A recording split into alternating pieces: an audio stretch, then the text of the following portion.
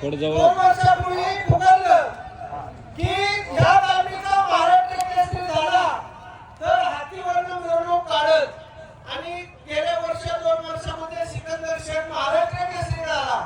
फुल अधिवेशन झालं होतं त्या अधिवेशनात सिकंदर शेख महाराष्ट्र